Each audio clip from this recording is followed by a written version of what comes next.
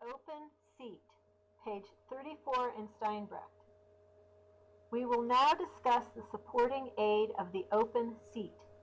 According to the principle that any body gains in circumference, the more it is shortened by compression, the horse, as mentioned before, must broaden its rib cage and flanks when moving in collection, so as not to interfere with such expansion, but to enhance it as much as possible.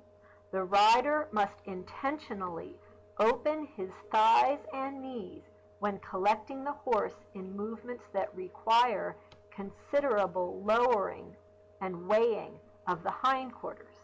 That is, he must move his legs away from the horse so that no pressure from these limbs, except their natural weight, would interfere with this desired lowering and broadening. The main requirement for this supporting aid is that the legs remain in a flat position so that the hips always retain their proper position on the plumb line. Unfortunately, weak riders often demonstrate the wrong seat.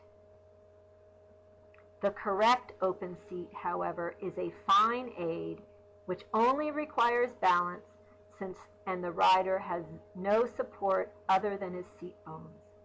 For this reason, the open seat has an extraordinary effect.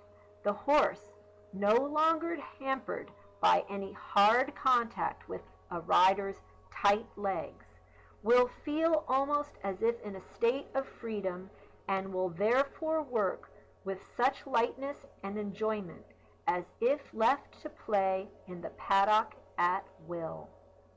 The more the horse develops its skill in lowering its hindquarters to carry the weight, the less the rider will be forced to artificially maintain his open seat. It will gradually cease to be an effort. The horse's strides become steadily softer, and the rider will again be able to naturally come back onto his seat bones. The collected horse, with his broadened flanks, will fill the rider's open legs in such a way that they are held in the open position and take up a soft contact with the horse's body. This is making me think of Joe a lot.